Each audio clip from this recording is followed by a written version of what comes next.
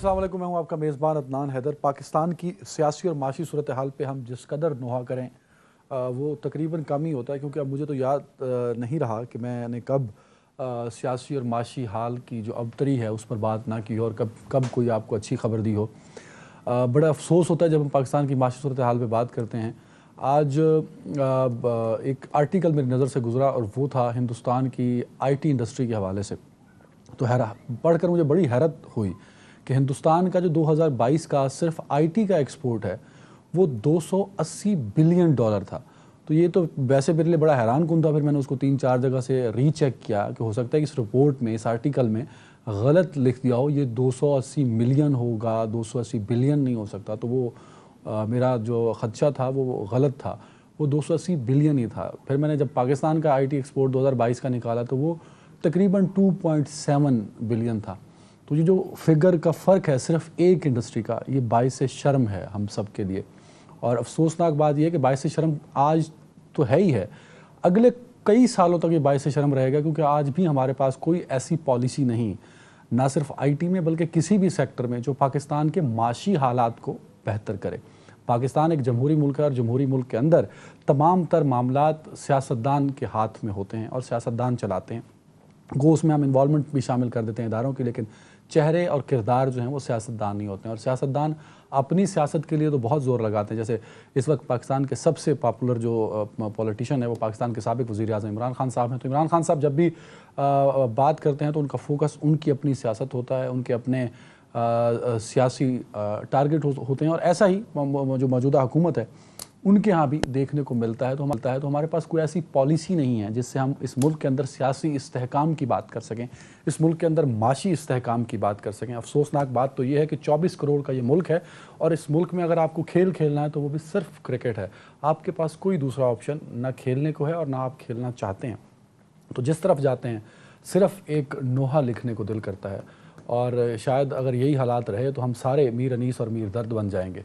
इन हालात से गुजरते गुजरते ज़रा हम बात करेंगे मौजूदा जो सियासी सूरत हाल है उस हवाले से क्योंकि बड़ी दिलचस्प है पाकिस्तान की जमहूरियत कि हर कुछ महीनों बाद ये जमहूरियत किसी न किसी आला अदलिया के कटहरे में खड़ी नज़र आती है। और आज भी कुछ ऐसा ही हुआ कि पाकिस्तान की वो जमहूरियत जिसके हम अलमबरदार हैं, जिसकी मजबूती की हम बात करते हैं, जिसके लिए हमने कहा कि हमने अपनी नस्लें गंवा दी, हमने मार्शल लॉ का भी सामना किया और सियासतदान अपने आप को बहुत बड़ा मुजाहिद भी समझते हैं, तो वो सारी दावे जो हैं वो एक तरफ, लेकिन जमहूरियत एक मरतबा से फिर आला अदलिया के कटहरे में थी। और ये भी मजबूरी थी क्योंकि सियासतदानों के पास जमहूरी मसाइल का हल नहीं था।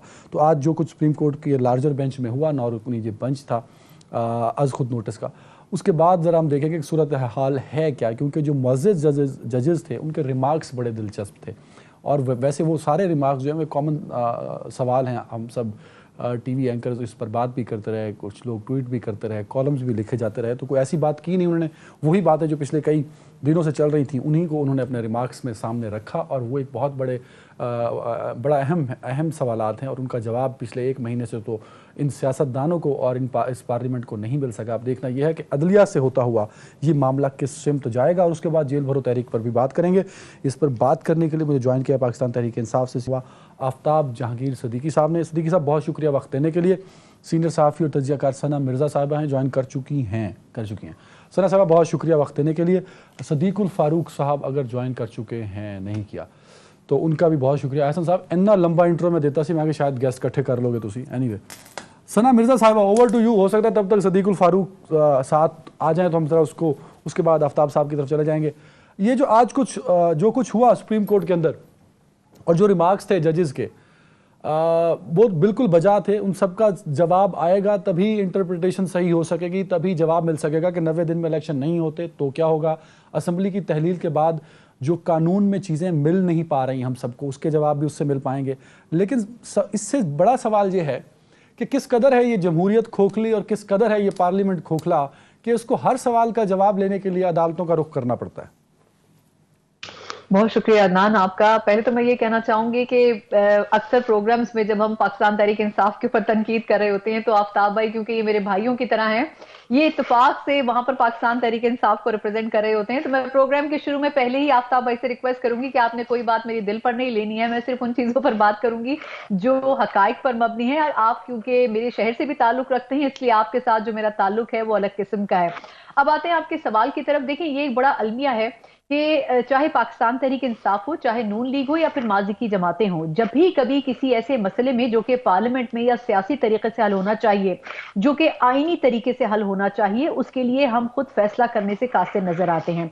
इसलिए हम उनके लिए कोर्ट्स का रुख करते हैं। अब जिस बेंच की आपने बात की है, ये यकीनन ये बात दुरुस्त है कि अभी ये मुकदमा जेर समाअत है और मुकदमे के ऊपर ज्यादा बात करनी मुनासिब नहीं है, लेकिन इस बेंच के ऊपर जो एतराजात हैं वो मेरा ख्याल है नाकाबिल तरदीद शवाहिद की बुनियाद पर किए जा रहे हैं। इसमें जैसे आपने अपने इंट्रो के शुरू में भी कहा कि जो रिमार्क्स आए हैं वो नॉर्मल रिमार्क्स हैं और इस किस्म के आने चाहिए, तो मैं इससे थोड़ा सा विद ड्यू रिस्पेक्ट डिसएग्री करूंगी, क्योंकि इसमें जस्टिस मंदोखेल साहब ने जो सना साहिबा, वहां तो आपके शहर का ताल्लुक था, तो आप दोनों अपना भरम रखिएगा, लेकिन मेरे सवाल पे फोकस रहिएगा। मेरे से तो शहर का ताल्लुक भी नहीं है आपका। मैं उस पर आता हूं जो एतराज हैं जजेस पर मेरा सवाल ये है, एक कमेंट जरूर कीजिएगा कि ये जमहूरियत के बड़े दावेदारों की जो जमहूरियत है वो हर 3 महीने बाद कटहरे में होती है। मैं उसके बाद आता हूँ, बेंच के एतराज पे भी आता हूँ, और जजेस के रिमार्क्स में भी कमेंट कीजिएगा। मैं बिल्कुल आपका सवाल समझ गई हूं, लेकिन बात सिर्फ इतनी है कि हम अदलिया का सहारा कब लेते हैं? जब नवाज शरीफ साहब को हमें सियासत से बाहर करना हो तब हम अदलिया का सहारा लेते हैं। जब इमरान खान साहब को भी थोड़ा सा टाइट करना हो तब भी हम अदलिया का सहारा लेने की कोशिश करते हैं। लेकिन जब अपनी मर्जी के फैसले नहीं मिलते तो फिर हम ये कहते हैं कि जी पाकिस्तान तहरीक इंसाफ का दबाव है अदलिया के ऊपर। जहां तक रिमार्क्स की बात है, मैं वो पॉइंट जरूर ऐड ऑन करना चाहूंगी कि मंदोखेल साहब ने आज बड़ी इंपॉर्टेंट चीज कही है, और उन्होंने कहा है कि देखिए मेरे ख्याल में ये असखुद नोटिस केस बनता ही नहीं है, क्योंकि जिन 2 जजेस के रिक्वेस्ट के ऊपर ये लार्जर बेंच बना है वो दोनों जजेस जो हैं वो क्वेश्चनेबल है। जस्टिस एजाजुल हसन साहब और जस्टिस मुजाहिर नकवी साहब, ये दोनों मौजूद जज साहिबान ने रिक्वेस्ट की थी कि जी एक लार्जर बेंच बनाया जाए। अब आप मुझे ये बताएं कि जिन 2 जजेस की तरफ से दरखास्त की जा रही है उन्हीं के ऊपर नून लीग जो है वो क्वेश्चन उठा रही है। फिर मुबैना ऑडियो लीक्स के बाद क्या एक इसमें जो मौजूद जज हैं उनको इस बेंच का हिस्सा होना चाहिए? सुप्रीम जुडिशल काउंसिल में उनके खिलाफ कार्रवाई की भी बात की जा रही है। मेरा क्वेश्चन सिर्फ ये है कि हम अदलिया को इस्तेमाल उस वक्त करते हैं जब हम खुद कमजोर होते हैं, हमारा सिस्टम कमजोर होता है। अगर हम ये डिसाइड करने की पोजीशन में हो कि 90 रोज के बाद इलेक्शन होने हैं या नहीं होने हैं, और अगर नहीं होने तो सेकंड ऑप्शन क्या है, तो फिर हमें जरूरत नहीं पड़ेगी सुप्रीम कोर्ट में जाने की, हमें जरूरत नहीं पड़ेगी खुद नोटिस की। अगर हमें पता हो कि जी इलेक्शन के बाद सिस्टम क्या होगा, जो भी सिस्टम प्रोलॉन्ग करता है वो सिस्टम पॉलिटिशियंस को डिसाइड करना चाहिए। लेकिन हमारे पास हमेशा बेसाखियों की जरूरत रहती है, और हमारे पॉलिटिकल सिस्टम को भी रहती है, चाहे वो एस्टेब्लिशमेंट की बेसाखियां हो या फिर चाहे वो अदलिया की बेसाखियां हो। लाहौर हाईकोर्ट पे जो कुछ हो रहा है वो भी आपके सामने है। पाकिस्तान तहरीक इंसाफ के क्रेडिट पे वो चीज जाती है, लोग कहते हैं कि जी वो पाकिस्तान तहरीक इंसाफ की सपोर्ट में, लेकिन अगर यही डिसीजन जो है वो इस्लामाबाद हाई कोर्ट से नून लीग के हक में आने शुरू हो जाए तो फिर ये कहा जाएगा कि वो नून लीग के हक में। तो मेरा नहीं ख्याल है कि सुप्रीम कोर्ट में इंटरवीन करना चाहिए, लेकिन और कोई चॉइस नहीं है, क्योंकि जो पॉलिटिकल सिनेरियो उस वक्त इस्लामाबाद में है, इसमें माजरत के साथ मैं लास्ट कमेंट सिर्फ कंक्लूड करूंगी कि इस वक्त जो मुकाबला है वो नून लीग बमुकाबला पाकिस्तान तहरीक इंसाफ नहीं है। इस वक्त मुकाबला है एस्टेब्लिशमेंट बमुकाबला पाकिस्तान तहरीक इंसाफ, और एस्टेब्लिशमेंट उसके लिए अदलिया को आगे करना चाहती है कि जो आईनी मसाइल हैं उनके ऊपर अदलिया की तरफ से डिसीजन आए ताकि पॉलिटिकल पार्टीज जो हैं वो उसको एक्सेप्ट करें। क्या ना सना मैम, ये आपने एक नए पेंडोरा बॉक्स खोल दिया। इसी से शुरू करिएगा ताकि लोग ये ना कहें कि एस्टेब्लिशमेंट में बात करके बाईपास हो गया। आफ्ताब जहांगीर साहब, ये वैसे बड़ा अफसोसनाक पहलू है, because you are a politician और आप ऑफ कोर्स एक बड़ी पार्टी से भी हैं। 90 दिनों में इलेक्शन होने चाहिए, कानून ये कहता है। इस पर आप लोगों का कंसेंसस नहीं हुआ, तभी अदालत को इंटरवीन करना पड़ा।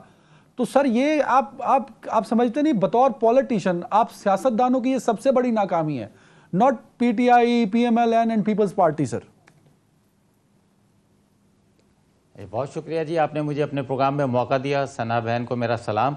और अक्सर मैं सना, जब क्रिकेट का मैच आजकल लीग चल रही है ना पाकिस्तान की, तो उसमें जब खेलते हैं ना तो ग्राउंड के अंदर एक दूसरे के साथ सख्त मुकाबला करते हैं और ग्राउंड के बाहर वो दोस्त होते हैं, भाई होते हैं। तो मेरा और आपका भी 1 घंटे की लड़ाई है, बाकी बहन और भाई का रिश्ता अपनी जगह पर नहीं, आपकी नहीं हो सकती ना। आप दोनों कराची किंग्स वाले हैं ना सर, या तो फिर मुल्तान सुल्तान मैं बन जाऊं। तो दोनों कराची किंग्स वालों ने आपस में मुकाबला शुरू कर दिया। क्योंकि कुछ खिलाड़ी इधर उधर भी चले जाते हैं ना दूसरी टीमों के अंदर भी। अच्छा, मैं ये कह रहा हूँ कि मैं आपको सच बात बता रहा हूँ सना, आपको भी, क्योंकि आप भी माशाल्लाह साफ़ी हैं, एंकर हैं, सीनियर हैं, और खालिद भी। देखिए, मैं एक दफ़ा भी पिछले दिनों मुझे एक इंटेलेक्चुअल्स की एक वो थी, मैं तो खुद इतना पढ़ा लिखा नहीं हूँ, लेकिन उनकी मीटिंग में, एक कॉन्फ्रेंस में मुझे बुलाया गया, तो मैंने उनसे सवाल किया था, बल्कि मैंने जब कहा तो वो इंतहा तालियां बजी। मैंने कहा यार, हमारा ये आइन कैसा आइन है कि जिसके अंदर मैं 3.5 साल रहा हूँ, मुझसे आप आइन के बारे में कुछ पूछेंगे तो मुझे बिल्कुल नहीं पता। और यकीनन जब यहाँ के वो लोग जो प्राइम मिनिस्टर लेवल तक जाते हैं, जो बड़ी बड़ी ओहदों पे जाते हैं, जो वज़ीर बनते हैं, जो सफ़ीर बनते हैं, जो वजारत ख़ारजा अख्तियार करते हैं, कोई भी, उनको भी जब भी कोई ज़रूरत पड़ती है तो वो अदालतों की मदद लेते कि ये इस आइन की तशरीह आप कर दें। अब मुझे बताएं कि अगर सिंपल आइन हो, बाज़ मुल्कों में तो आपको पता है, ब्रिटिश वगैरह में तो एक ज़ुबानी आइन है, एक उन्होंने एक फ़ैसला कर लिया जी ये आइन है, लेकिन हमारे यहाँ रिटन आइन होने के बावजूद हमारे पास कोई उसकी तशरीह नहीं है, कोई खुले अल्फाज में उसको बयान नहीं कर सकते। होना तो ये चाहिए कि भाई अगर किसी ने चोरी की है तो उसकी सज़ा ये है, बस ख़त्म, इसके ऊपर कोई दूसरी राय नहीं है। अब इसके आर्गूमेंट्स ना तलाश करें कि सीधे हाथ से चोरी की थी या उल्टे हाथ से चोरी की थी, दिन में की थी या रात में की थी। इसी तरह आइन ऐसा सिंपल होना चाहिए, उसकी तशरीह इतनी सिंपल होनी चाहिए कि जो आम पाकिस्तानी भी अगर पढ़ ले तो समझ जाए कि अगर मैं ये जुर्म करूँगा तो मुझे ये सज़ा मिलेगी, अगर मैं ये करूँगा तो मुझे ये इस चीज़ों की सामना करना पड़ेगा, और ये करूँगा तो मुझे इस पर अवार्ड भी मिलेगा, मुझे इस पर सहूलत भी मिलेगी, मुझे रिलैक्सेशन भी मिलेगी।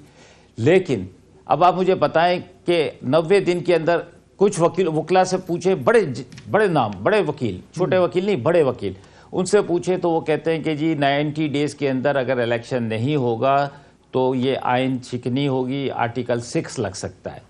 अच्छा, एक तरफ कहते हैं कि जी इसमें आइन लिखा ही नहीं है, 90 डेज़ का तो लिखा है, लेकिन 90 डेज़ के बाद क्या लिखा है का क्या होगा उसका कोई जिक्र नहीं है, तो लिहाजा नहीं लिखा तो इसका मतलब है हम उसको एडवांटेज के तौर पे लेंगे।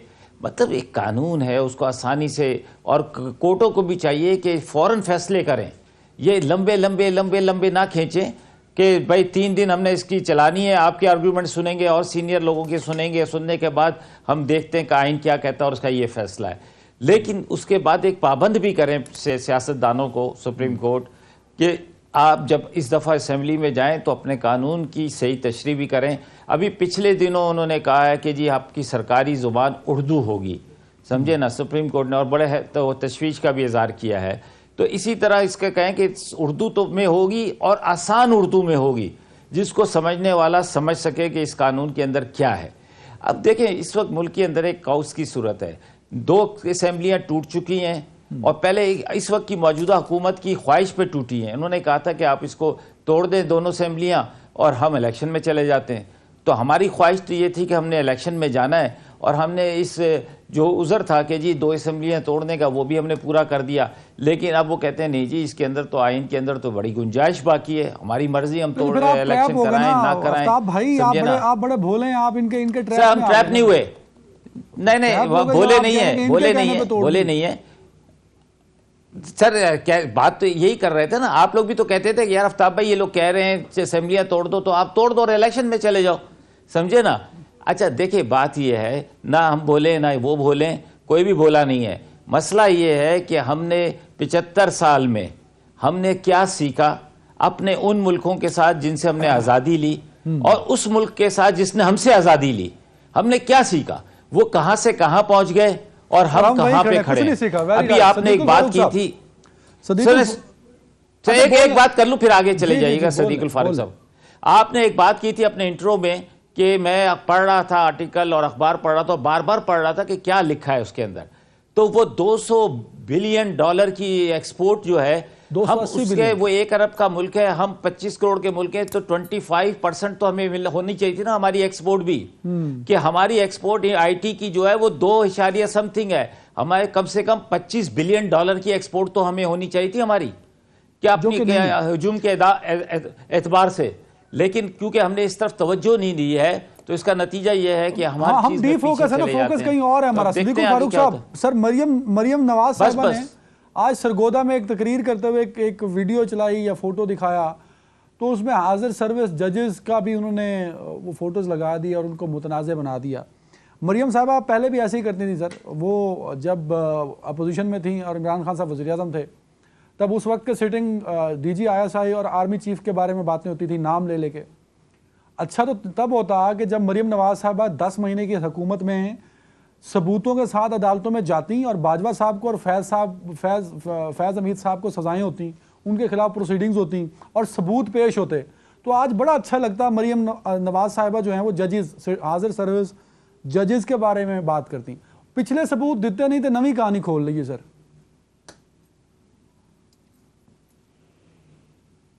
आवाज अनम्यूट कर दें सदीक साहब, अनम्यूट कर दें, अनम्यूट। ये जी आ गई आवाज, आ गई ना। हाँ सर। तो मैं पहले तो ये अर्ज करूंगा कि ये मेरे भाई हैं अपना आफ्ताब जहांगीर साहब, ये कहते हैं कि बोले ना ये है ना हम हैं। सिर्फ आफ्ताब जहांगीर साहब ने आज एक सच्ची बात जो है ना वो आपके प्रोग्राम में कह दिया कि इन्हें आइन का कोई पता नहीं, और जब उन्होंने ये इतराफ किया तो तालियां भी बहुत बजी, यानी इन्हें दाद भी मिल गई कि ठीक है आइन नहीं आता तो मत सीखो। हाँ तो आप सदीकुल फारूक साहब, आप कहाँ जाते हैं? आप कानून की आप अदालत का दरवाजा कब खटखटाते हैं? आप कब खटखटाते हैं अदालत का दरवाजा?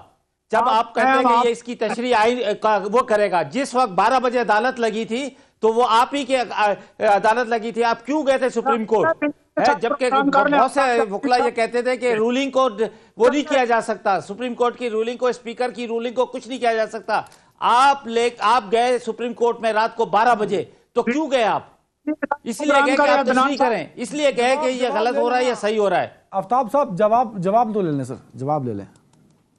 पहली बात यह है कि अदालत ने तशरीह करनी है। आइन ये मेरे पास हर वक्त होता है, ये मौजूद है और ये जेबी आइन है, मैं इसे पढ़ता रहता हूं। और अगर एक पार्लियामेंटेरियन ये कन्फेस करे, एतराफ करे कि वो पार्लियामेंट में 4.25 साल बैठा है और उसे आइन का आता पता नहीं है, तो ये तो फिर उसका अपना कसूर है ना। नहीं पता, आपके हजारों लोगों को नहीं पता, आपको नहीं पता होगा। आपसे आर्टिकल के बारे में पूछे ना। चुप नहीं करेंगे, आप नहीं चुप करेंगे, अपनी बारी पे बोले। नहीं सदीक साहब, अच्छा, कॉन्टेक्स्ट कुछ और था सर, वो कॉन्टेक्स्ट मैं उस पे आता हूं ना मेरे भाई। जो चीज भी है आइन की, जब भी कहीं इबहाम होगा, जिसे अंग्रेजी में एम्बिग्विटी कहते हैं, तो वो तशरीह सुप्रीम कोर्ट करेगी, आइन को रीराइट नहीं करेगी। आइन का कोई आर्टिकल, उसकी क्लास सुप्रीम कोर्ट कर रही है, समझ गए आप? इसलिए आइन की तशरीह सुप्रीम कोर्ट दुनिया भर में करती है अगर कहीं इबहाम हो। अब आपने कहा है अपना मरियम नवाज साहिबा का, अभी एक मुज़ाहिर अली नकवी साहब जो हैं, उनकी ऑडियो तो आपको पता है, आपने भी सुनी है, सारी दुनिया ने सुनी है। आपको कैसे पता? ये एक हफ्ता हुआ है या 10 दिन हुए हैं। साहब आपको कैसे पता उनकी ऑडियो है? किसी ने तरदीद नहीं की, ना परवेज इलाही साहब ने तरदीद की है, ना उन्होंने तरदीद की है।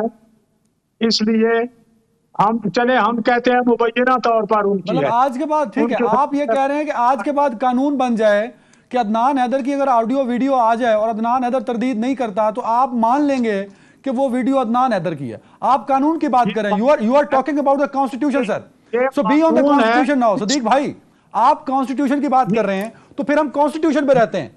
क्या आइन के मुताबिक वो ऑडियो मुज़ाहिर नकवी की है? अदनान हैदर साहब, कानून और आइन दो चीजें हैं। आइन में से कानून निकलता है, जिस तरह इस आइन में ये कहा गया है कि कुरान और सुन्नत सोर्स ऑफ लॉ है।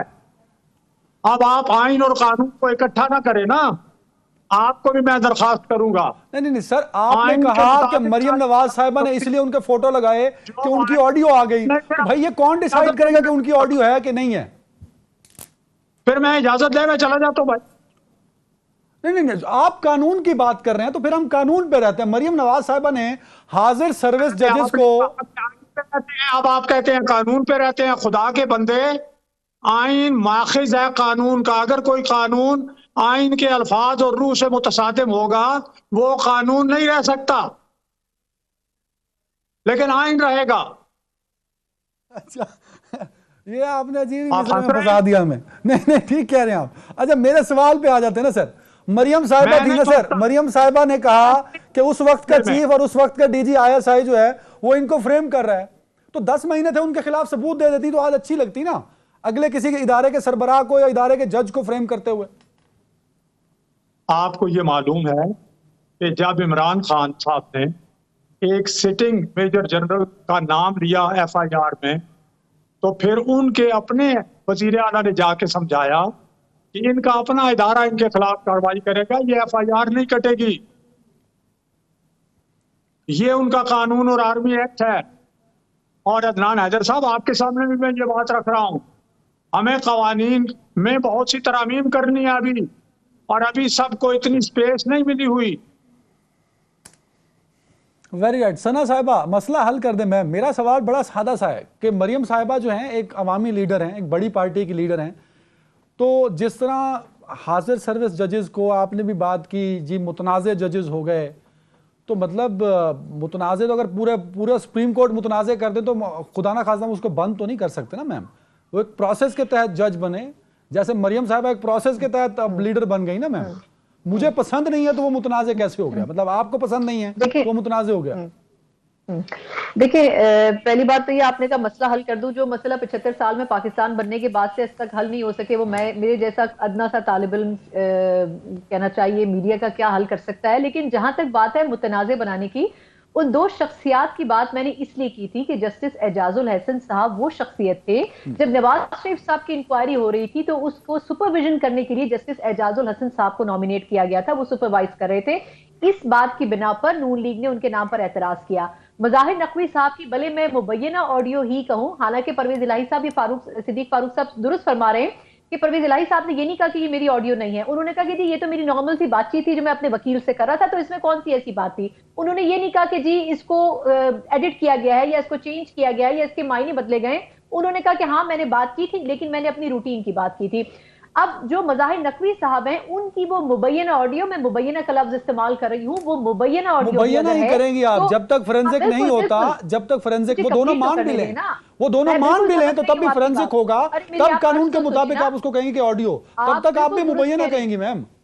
अदनान लेट मी फिनिश ना, मैं आपकी बात से एग्री करती हूँ 101%, लेकिन मैं बात ये कर रही हूँ कि करना ये चाहिए कि चाहे जुडिशरी हो, चाहे हुकूमत हो, चाहे ऑपोजिशन हो, चाहे परवेज इलाही साहब हो, ये बैठे और ये कहें कि जी आप इसकी एक इंडिपेंडेंट इसका रिव्यू करवाएं, इंडिपेंडेंट इसकी फॉरेंसिक करवाएं, और अगर वो कल्प्रिट साबित होते हैं और अगर वो ऑडियो दुरुस्त साबित होती है तो फिर सबके खिलाफ कार्रवाई होनी चाहिए। मैं आपको यहाँ पे इस प्लेटफॉर्म पर ये साफ बताऊंगी कि चाहे एस्टेब्लिशमेंट का कोई बंदा हो, चाहे अदलिया का कोई बंदा हो, पाकिस्तान की तारीख में कभी भी ऐसा नहीं हुआ कि उनके खिलाफ गवर्नमेंट कार्रवाई कर सकी हो। जस्टिस कयूम थे माजी में जिनकी ऑडियो टेप आई थी, सिद्दीक साहब को पता होगा और वो इसको इंडोर्स भी करेंगे, उन्होंने इस्तीफा दे दिया था, लेकिन सारे जजेस ऐसे नहीं होते।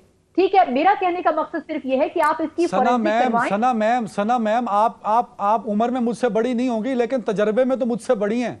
आप जस्टिस कयूम की ऑडियो भी सुनी होगी आपने और मज़ाहिर नकवी की भी सुनी होगी। ओ भाई, हर एक पे एक ही फर्द जुर्म तो मत लगाए ना मैम, उसका कॉन्टेक्स्ट देखें। मगर ये मुझे ये बताएं कि ये डिसाइड कौन करेगा कि वो सही है या गलत? ये तो मैं कह रहा हूं, कोर्ट डिसाइड। भाई लार्जर बेंच बनाना सुप्रीम कोर्ट की सवाबदीद है, उसने आज खुद नोटिस में बनाया है। मरियम नवाज की किसी पिटीशन पे तो नहीं बनाया ना, तो हाउ कैन मरियम नवाज या पीएमएल या एनीवन कैन चैलेंज दिस? आज खुद नोटिस है, भाई अपनी पिटीशन ले जाओ अलग से। मैं सिर्फ इतना सर्च कर रही हूँ कि मैं यहाँ ना मरियम साहबा की सपोर्ट में हूँ, ना नवाज शरीफ साहब की, ना खान साहब की। But you are supporting them ना मैम, आपने भी कह दिया मुतनाज़ जजेस हैं जी बेंच में। भाई आज खुद नोटिस है, क्या मरियम नवाज ने पिटीशन दायर की थी उसमें? सवाल करें और जवाब लें, आपकी बड़ी मेहरबानी, हाथ जोड़ता हूं। आप तो बहस में उलझ रहे हैं। बात सुने, मैं सवाल के जवाब ले रहा हूं, बट मेरे शो में अगर किसी को गलत फ्रेम कर दिया जाएगा, I have to protect him ना मज़ाहिर नकवी बैठे हैं यहाँ, ना एजाजुल हसन बैठे हैं। आपने मिर्चों वाली चटनी खाई है। मेरा एक क्वेश्चन है, जब शहबाज शरीफ साहब और मरियम साहबा की ऑडियो आई थी तो उसके बाद क्या इंक्वायरी नहीं हुई थी? क्या आप नहीं जानते कि एस्टेब्लिशमेंट में किसको लाइन हाजिर किया गया था? किससे पूछा गया था कि जी प्राइम मिनिस्टर हाउस में ये किसने रिकॉर्ड किया है? उस वक्त इंक्वायरी हुई थी ना, लेकिन वो इंक्वायरी अंदर ही हुई और अंदर ही उस बंदे के साथ जो हुआ वो आप भी जानते हैं, हम भी जानते हैं। अब ये इंक्वायरी होनी चाहिए थी, लेकिन अगर गवर्नमेंट नहीं करवा रही या अपोजिशन जिसकी ऑडियो से मुताल्लिक है वो नहीं करवा रही, या अगर जुडिशरी नहीं करवा रही, तो क्वेश्चन उनसे करे ना, मैं तो उसकी रिस्पॉन्सिबल नहीं हूं। मैंने सिर्फ बात ये की कि सुप्रीम जुडिशल काउंसिल में ये बात इस वक्त अंडर डिस्कशन है कि उन जज के खिलाफ कार्रवाई होनी चाहिए कि आया ये उनकी ऑडियो है या फिर नहीं, लेकिन इसमें डिले नहीं होना चाहिए। मेरा क्वेश्चन ये है कि जब उनके ऊपर एक बड़ा क्वेश्चन मार्क 30 सेकंड दे रहा हूं सना मैम 30 सेकंड दे रहा हूं। नहीं, let me finish one point. अगर उस जज के ऊपर क्वेश्चन है तो फिर आप मुझे ये बताएं उसको 9 रुकनी बेंच में क्यों शामिल किया गया? एक बंदा अभी तक क्लैरिफाइड नहीं है, काजी फाइज मिर्जा के साथ क्या हुआ था? ये अज खुद नोटिस का बेंच है, सुप्रीम कोर्ट का सवाबदीदी अख्तियार है। अगर सना मिर्जा पिटीशन करेगी तो सना मिर्जा कैन चैलेंज दैट जज। आज खुद नोटिस पे कैसे सना मिर्जा मरियम नवाज कर सकते हैं चैलेंज? थोड़ा सा बैकग्राउंड पढ़ लें अदनान, ये आज खुद नोटिस किसकी रिकमेंडेशन पे लिया गया है? any single judge can recommend for the सो मोटो। कोई इलीगल थोड़ी उन्होंने कर दिया दो जजेस ने। कंसीडर तो सो मोटो हो रहा है मैम। वो अल्फाज मैं इंडोर्स नहीं कर सकती हूँ। मेरी नजर में अगर किसी शख्सियत के ऊपर कोई तनाजा है तो उस शख्सियत को उस ओहदे से अलग होकर अपने आप को क्लियरिफाई करना चाहिए। जस्टिस फाइज ईसा ने बहुत अच्छी मिसाल कायम की। ब्रेक के बाद आते हैं जेल भरो तहरीक पे और पंजाब के इलेक्शन केपीके के भी। ब्रेक के बाद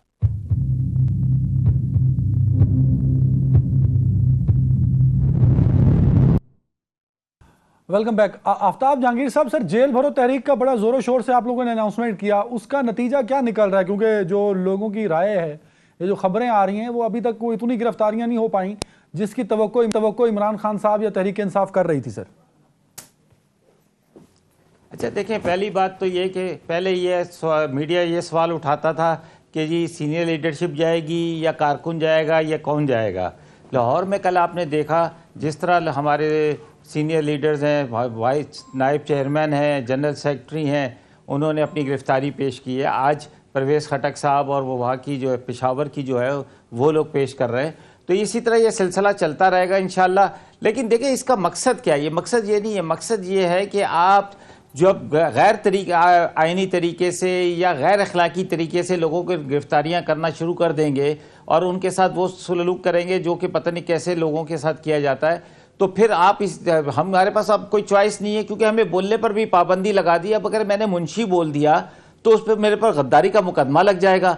आज जिस तरह मरियम साहबा खड़े हो के कह रही थी, तस्वीरें दिखा के कह रही थी, तो ये और वो कहती है कि जी हम जो है उस वक्त से बोल रहे हैं जब ये इख्तिदार में थे, बाजवा साहब और बाजवा साहब का नाम नहीं लिया, और ये तो इनके ऊपर तो वो सारे काम उन्होंने नाम नहीं लिया, मैंने बड़े गौर और फिक्र से सुना है सर। पहले तो बाजवा ही कहते थे ना यार, अब बाजवा से क्योंकि दोस्ती हो गई है तो अब वो जो है बाजवा का नाम हटा दिया उन्होंने, समझे ना। लेकिन ये अच्छी बात नहीं है। मैं आपको ये बताऊं कि इदारों के सरबराहों के नाम लेने से या कि जुडिशरी के नाम, अभी तो हाजिर है ना जजेस, उनके ऊपर उन्होंने नाम लिए, तस्वीरें लगा दी, समझे ना। तो अब वो उस पर तकरीरें कर रहे हैं, तो उससे आवाम को आप क्या सबक सिखा रहे हैं?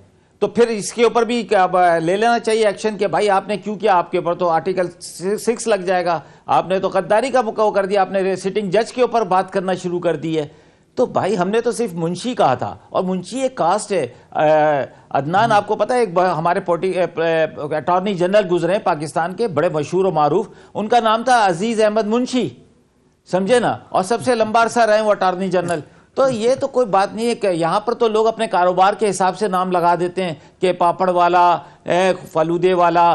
तो अब ये अलग बात है कि बाज़ लोगों ने अपने साथ नाम के साथ लोहार नहीं लगाया, लेकिन यहाँ तो लगता है कराची में आप आए आपको पता चलेगा भाई आपने आपका ये नाम बड़ा अजीब सा, कहते हैं हमारा कारोबार है ये, तो इसलिए हमने ये नाम अपने नाम के साथ लग गया, वो हमारा ये उर्फ़ आम में सब मशहूर हो गया है। तो ये चीज़ है। लेकिन देखिए बात ये है कि अगर किसी ने कोई भाई आगे बढ़ना, इस पॉइंट को क्लियर कर दें। अगर जेल भरो तहरीक से भी इलेक्शन डेट ना मिली तो क्या करेंगे सर?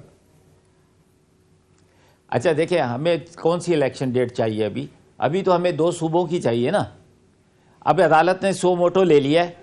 अगर आईन ये कहता है कि जी कि इससे कोई फर्क नहीं पड़ता, 90 दिन से ऊपर आप चले जाएं, तो ठीक है जी, सुप्रीम कोर्ट का ऑर्डर है। लेकिन जो सुप्रीम कोर्ट के माहिर जजेस, माहिर वकला हैं, वो जो बाहर बैठ के जो रिटायर्ड जजेस हैं, वो जब ये बात कहते हैं कि जी 90 दिन से ऊपर जा ही नहीं सकते आप, समझे ना, तो फिर हम तो ये इलेक्शन कहते हैं जी पंजाब और केके के इलेक्शन करवा दें, उसके बाद खुद ब खुद आपको जो है मुकर्ररा वक्त के ऊपर या उससे पहले आपको कौमी असेंबली का भी इलेक्शन कराना पड़ जाएगा। सर, जो माशी सूरत हाल है इस मुल्क की, आप सियासी प्रेशर आपकी हुकूमत और मजीद बर्दाश्त नहीं कर सकती सर। तो खान साहब, ये तहरीक इंसाफ के मुतालबा जायज़ मुतालबा है कि वक्त पे इलेक्शन होने चाहिए। वक्त पे इलेक्शन आपने नहीं करवाने, आई नो इलेक्शन कमीशन ने करवाने, बट आप उस प्रोसेस को सपोर्ट तो कर सकते हैं ना sir, being a federal government representative. देखिए जी, पहले तो मैं जल्दी से क्लियर कर दूं, आफ्ताब जहांगीर साहब वैसे तो शरीफ आदमी है, लेकिन पता नहीं इन्हें क्या हो जाता है। अल्लाह तबारक व तआला ने कुरान पाक में फरमाया है कि हमने दाऊद को लोहे का फन और जरा बिक्तर बनाना सिखाया। तो ये जो लोहे का फन है, लोहा ढालना, लोहार का काम, ये अल्लाह के एक नबी के लिए खास अल्लाह ताला ने उतारा और उनको सिखाया। लेकिन ये उससे कोशिश करते हैं कुछ ना कुछ निकालने की। अब अच्छा, मैंने तो ये कहा है सदीकुल फारूक साहब कि अपने नाम के साथ लगा ले, मैंने किसी का नाम नहीं लिया है, मैंने किसी का नाम नहीं लिया है, मैंने तो एक जनरल बात की है। अच्छी तरह से जानता हूं, छोड़ें। अब इस बात पे आ जाएं जो आपने इलेक्शन की बात की। देखें अदनान हैदर साहब, सर बुनियादी तौर पर इलेक्शन करवाना एक आईनी इदारे का काम है जिसका नाम है इलेक्शन कमीशन। बाकी तमाम इदारे उनकी हालात के मुताबिक मदद करने के पाबंद हैं। उन्होंने एक अदालत ने फैसला दिया कि डिलिमिटेशन तो अपनी जगह, आपने नई सेंसस, नई मर्दमशुमारी के तहत इलेक्शन कराने हैं। मर्दमशुमारी जारी है, नंबर 1। नंबर 2, दहशतगर्दी का मामला आपने देखा कहां पहुंचा है। जब फौज को कहा गया तो उन्होंने कहा हमने मेजॉरिटी, बॉर्डर जो है वो अफगानिस्तान के साथ भी फौज लगी हुई है, इंडिया के साथ भी फौज लगी हुई है और दहशतगर्दों के खिलाफ भी उतार दी है। इसी तरह से रेंजर्स का मामला है, वहां से इलेक्शन कमीशन को जो नफरी सरकार है वो नहीं मिल रही, आरओज नहीं मिल रहे, टीचर्स नहीं मिल रहे, पुलिस नहीं मिल रही, सब कुछ हो गया। सिद्दीक साहब, आप ये कह रहे हैं तो कानून तोड़ दो। कानून कहता है, आप कानून कहते हैं ना, कानून की पासदारी करो। आप कहते हैं सर 200 क्या नाम है 224(2) है शायद, उसमें कोई इंटरप्रिटेशन की जरूरत नहीं। वो जिसको बेसिक अंग्रेजी भी आती है ना, सादा लफ्जों में लिखा है कि भाई 90 दिन में इलेक्शन होने, उसकी क्या आप ऐसा करें सर, आप ऐसा करें कि आर्टिकल 224 और 254 भी पढ़ लें, या मैं पढ़ूं? 254 पढ़ देना, आप पढ़ दें, आप पढ़ दें। उसमें कि अगर provincial governments law and order को मेंटेन नहीं कर सकती तो फिर उस सूरत में फिर इमरजेंसी लग जाती है। और अगर कोई आइन का आर्टिकल उस पर बाइंडिंग जो है भर, जैसे 90 दिन की, 90 दिन में अगर उस पर अमल नहीं होता, बाद में हो जाता है, तो ये आइन की वायलेशन नहीं होगी। ये जो आर्टिकल 6 कहते हैं ना, वो मुशर्रफ जैसे इकदामात की मुझे जस्टिफिकेशन कानून से पढ़ के सुना रहा है। बस सदीकुल फारूक जैसा जमहूरियत पसंद शख्स अगर डिक्टेटरशिप के पहलू के हवाले देगा तो ये बड़ी अजीब बात है सर। आइन पढ़ रहा हूं मैं आपके लिए, कोई अपना परवेज मुशर्रफ का या अयूब खान का लिखा हुआ आइन नहीं पढ़ रहा। नहीं तो तारीख को क्या मुंह दिखाएंगे सर, अगर 90 रोज में इलेक्शन नहीं करवाएंगे और 254 का सहारा लेके इमरजेंसी लगाएंगे। मैं जवाब दे रहा हूं आपको कि उनको अगर मशीनरी नहीं मिल रही, इलेक्शन कमीशन को उन्होंने लेटर्स भी लिखे हैं, तो वो कहां से कराएंगे भाई? अगर आपको माइक ना दिया जाए, आपको स्क्रीन ना मुहैया की जाए, आप क्या प्रोग्राम करेंगे? सुहागा मिर्जा साहिबा, सना साहिबा, कहीं सही नहीं। इलेक्शन कमीशन के आफ्ताब साहब आता हूं, मैं आता हूं, सना साहिबा से ले लूं ओपिनियन, फिर आपकी तरफ आता हूं। सना मैम, सूरत हाल बड़ी दिलचस्प है। इसको अब तो मेरा तो कामिल यकीन हो गया कि इलेक्शन नहीं होने टाइम पे, जो सूरत हाल चल रही है। अगर यही मामलात रहे, क्या आप क्या समझती हैं, इलेक्शन अगर ना हुए, जो कि लगता है कि नहीं होंगे, तो सियासी सूरत हाल किस तरफ जाएगी? हाँ, क्यों ना हम सारे मिलके अदनान हैदर साहब को इलेक्शन कमिश्नर बना दें, चीफ इलेक्शन कमिश्नर, और फिर ये अकेले ही इलेक्शन करा देंगे। अच्छा, मैं एक बात बताऊं सर, अगर मुझे बना दे, मैंने करा देना। मेरा ख्याल है कि मैं तो पूरा शो सिर्फ इन दोनों की बातचीत से एंजॉय कर सकती हूँ, क्योंकि मुझे नहीं लगता कि हम कोई ऐसी बात पे डिस्कशन कर रहे हैं जिसके जो कोई कंक्लूजन पे जाए। लेकिन एक बात से मैं कन्विंस हो गई हूँ कि माशाल्लाह पाकिस्तान तहरीक इंसाफ का जो सेटअप है, जो उनका ट्रेनिंग का तरीका कार है फ्रॉम टॉप टू बॉटम, वो बड़ी से बड़ी बात के अंदर से ऐसे हवा निकालते हैं कि बंदा दंग रह जाता है। जो मुंशी का स्टेटमेंट था फवाद चौधरी साहब का, उसकी जिस तरीके से उन्होंने तस्वीर कशी की है आफ्ताब जहांगीर साहब ने, मैं इनकी मद्दा हो गई हूँ कि ये तो कोई मसला ही नहीं है। तो ये तो इस पे पहले तो दाद के मुस्तहिक हैं। अच्छा, इनके लिए 3 तालियां, 1 2 3, इनके लिए 3 तालियां। बिल्कुल ठीक है। अच्छा, अब आते हैं इलेक्शन के ऊपर। देखिए, आप ही के प्लेटफॉर्म पे मैं मुतादिद मरतबा ये बात कह चुकी हूँ कि जी इलेक्शन 90 रोज में होने वाली बात को भूल जाएं, ये 90 रोज में नहीं होंगे। चाहे आप अदलिया को बीच में डाल दें, चाहे एस्टैब्लिशमेंट को डाल दें, किसी को भी डाल दें, उसकी कुछ बुनियादी प्रैक्टिकल वजूहात भी हैं। इन्होंने जिन 2 आर्टिकल्स का हवाला दिया उसमें से जो 254 है, उसमें ये कहा गया है कि जी बहुत ही मुश्किल हालात हो उसमें इमरजेंसी लग सकती है, और उस इमरजेंसी में पहले हम उसको इकोनॉमिक इमरजेंसी की बात कर रहे थे, लेकिन जब से टेररिज्म के वाकयात बढ़े हैं हम उसको सिक्योरिटी इमरजेंसी के नाम के ऊपर भी अब इस्तेमाल कर रहे हैं।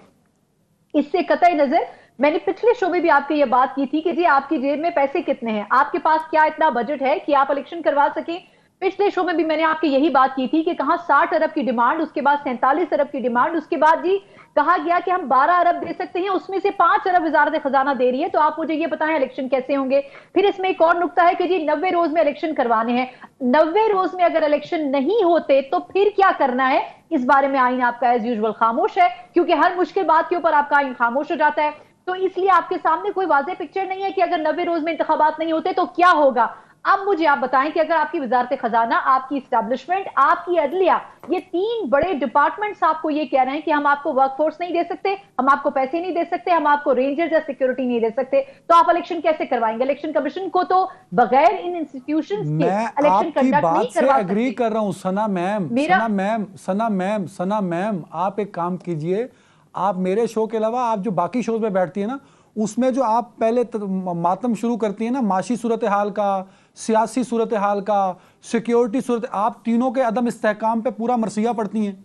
तो भाई वो जो आप मरसिया पढ़ती हैं तीन तरह के अदम इस्तेहकाम का, वो कब सेटल्ड होगा, या इस निगरान सेटअप के अंदर सेटल होगा, इस निगरान सेटअप के अंदर सेटल होगा। बिल्कुल ठीक है। उस मखलूत हुकूमत का जिसका प्राइम, इस निगरान सेटअप को ये कर दें।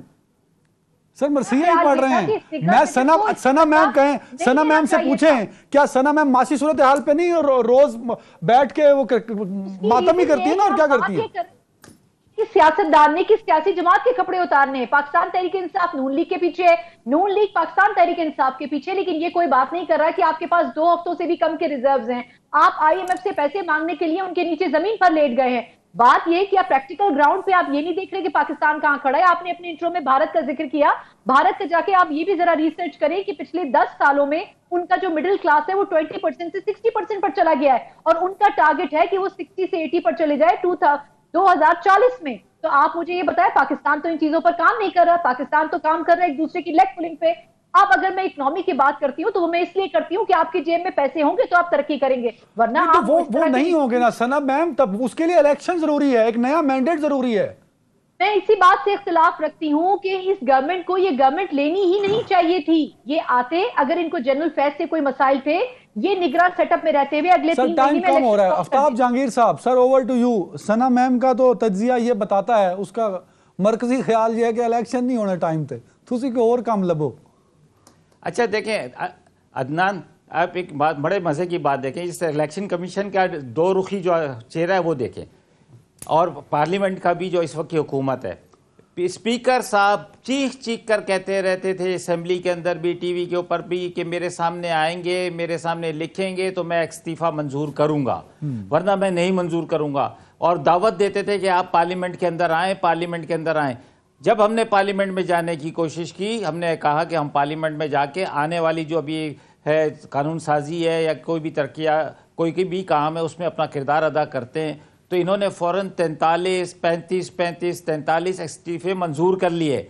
और अब इलेक्शन कमीशन के पास इतने सारे इस्तीफों के बाद कौमी असम्बली के इलेक्शन कराने के लिए फंड भी आ गए, वो भी हो गए। अब हम कह रहे हैं कि जी अभी लाहौर हाई कोर्ट ने कहा है कि जी ये गलत है। अब हमसे कह हम जाएंगे अभी सिंध हाई कोर्ट में केपी के हाई, तो भाई इलेक्शन कमीशन को किसने कहा था कि जब तुम्हारे पास वसाइल नहीं है, तुम्हारे पास सिक्योरिटी नहीं है, तुम्हारे पास रेंजर नहीं है, तुम्हारे पास फौज नहीं है, तुम्हारे पास पुलिस नहीं है, तुम्हारे पास आरओ नहीं है, प्रिजाइडिंग अफसर नहीं है, तो तुम्हें किसने कहा था कि तुम इतना सारा प्रोसेस चलाओ और लाखों रुपए खर्च कर दो?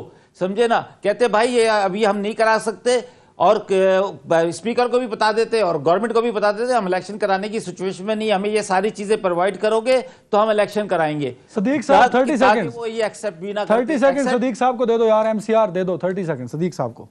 अदनान हैदर साहब सर, पीटीआई वाले सुप्रीम कोर्ट में गए हैं कि हमारे इस्तीफे कबूल किए जाएं, और लाहौर हाई कोर्ट में गए हैं कि हमारे इस्तीफे कबूल ना किए जाएं। ये मुझे बताएं कि इनका दिमाग खत्म हो रहा है। आफ्ताब साहब से ले लो यार, आफ्ताब साहब से जवाब ले लो। बात हो रही है वो सूबाई है, ये कौमी की बात हो रही है। ये राजा रियाज के साथ आपको मशवरा करने की जरूरत नहीं पड़ेगी। अगर हम जाएंगे तो हमारा अपोजिशन लीडर होगा, फिर उस वक्त सारी चीजें तय होंगी। आपके कौमी असम्बली के इस्तीफे कबूल करने के लिए आप सुप्रीम कोर्ट गए। टाइम खत्म हो गया, बहुत शुक्रिया मोअज़्ज़िज़ मेहमानों का। नाज़रीन अपना ख्याल रखिएगा, अल्लाह हाफ़िज़।